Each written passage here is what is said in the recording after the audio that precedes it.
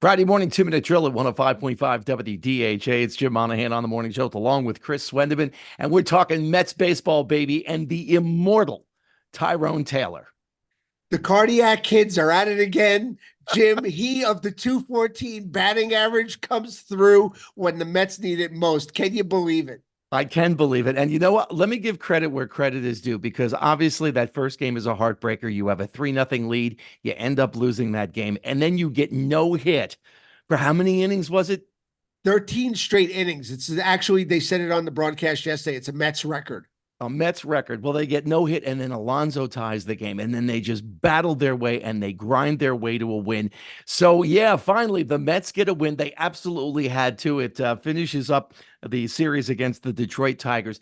But there is some good news here, and it's not just There JD is? Martinez. There is good news here, and that is the Mets have the third lowest team ERA in baseball and the lowest in the National League.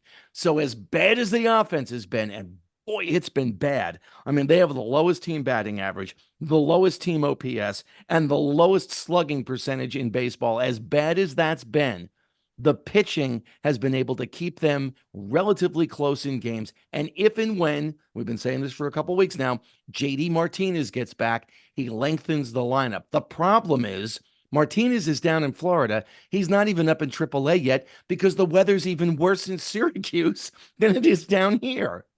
You can't make it up, Jim. And it's such a Mets move because even when they're right, they do it wrong. And they should have had JD in camp. They knew they wanted him. Get him in camp when everybody's down in Port St. Lucie and everybody's taking their swings and getting season ready. But no, they leave it to the last minute. They sign him a week before the season opens. And now this is what happens. You know, it's early in the season. We're only 6 games in, but I'm watching what's happened with the Mets so far. And I'm wondering if new manager Carlos Mendoza is in over his head. His managerial experience is one season of A-ball. Yeah, I agree with you, Jim. And he was Boone's bench coach on the Yankees, and he got to sit and watch, and that's really nice. Mm-hmm. But he hasn't been the skipper. He hasn't been the guy for a major league team before this. And you're taking over a team that has a lot of personalities on it. You have the Lindors, you have, Alonso, I just don't think he's ready for it. Well, we'll see how all of this develops. Martinez, he was supposed to come up for the weekend. He will not be joining the team in Cincinnati. We're going to wait a little bit to get him ready as we get him up to speed. A big sports weekend. You've got the men's and women's Final Four in the NCAA, the Yankee home opener later on today. And that's the 2-minute drill for another Friday morning here at 105.5 WDHA. Swendy, we'll talk next week.